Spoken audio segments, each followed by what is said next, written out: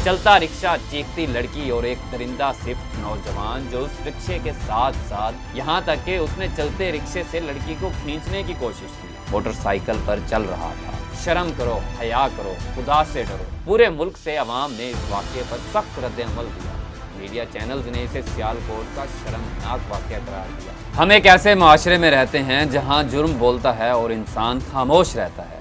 यहाँ हर वाक़या, हर चीख और हर आंसू एक सवाल बनकर रह जाता है, आखिर हम कब जागेंगे। कुछ कहानियाँ भूलने के लिए नहीं, सबक सीखने के लिए सुनानी पड़ती हैं, क्योंकि जब तक हम सच का सामना नहीं करते, जुर्म बार बार लौट कर आता है। अस्सलाम वालेकुम नाज़रीन, मैं हूँ एहसन अयाज और आप देख रहे हैं क्राइम कास्ट डायरी, जहाँ हम उन कहानियों को ज़िंदा करते हैं जिन्हें दुनिया भूल जाना चाहती है। नाज़रीन, कभी आपने सोचा है कि जब आपकी बहन या बेटी बाजार से वापस आ रही होती है तो उसके दिल में सबसे बड़ा खौफ क्या होता है? आज जिस शहर के एक अफसोसनाक वाक़या की मैं बात करने जा रहा हूँ, वो कोई अजनबी शहर नहीं बल्कि सियालकोट है। वही शहर जो मेहनत, गैरत और इल्म का मरकज़ समझा जाता था, लेकिन आज उन्हीं गलियों में इंसानियत का जनाजा निकला। चलता रिक्शा, चीखती लड़की और एक दरिंदा सिफ्त नौजवान जो उस रिक्शे के साथ साथ मोटरसाइकिल पर चल रहा था। एक लम्हा ऐसा आया जब उसने रिक्शे में बैठी लड़की को खींचने की कोशिश की और उस लम्हे सियालकोट की सड़क पर सिर्फ एक चीख गूंजी, शर्म करो, हया करो, खुदा से डरो। मगर किसी ने ना सुना, ना कोई रुका। ये वाक़या सियालकोट शहर में पेश आया। एक लड़की रिक्शे में सफ़र कर रही थी जब अचानक सलमान अकरम बट नामी नौजवान मोटरसाइकिल पर आया और उससे बदतमीज़ी की। यहाँ तक कि उसने चलते रिक्शे से लड़की को खींचने की कोशिश की।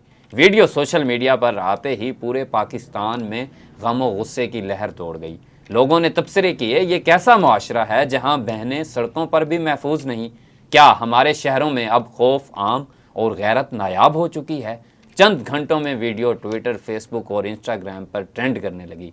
हैशटैग जैसे सियालकोट इंसिडेंट और justice for Sialkot girl top trend में आ गए।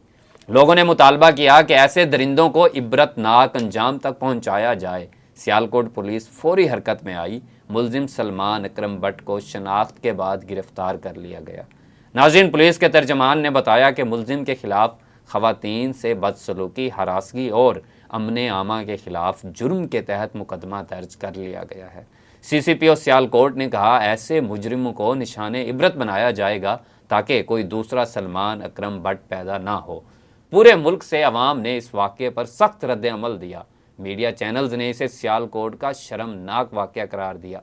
कालम निगारों और माहिरीन ने लिखा, यह जुर्म सिर्फ एक फ़र्द का नहीं, ये हमारी इज्तमाई खामोशी का नतीजा है।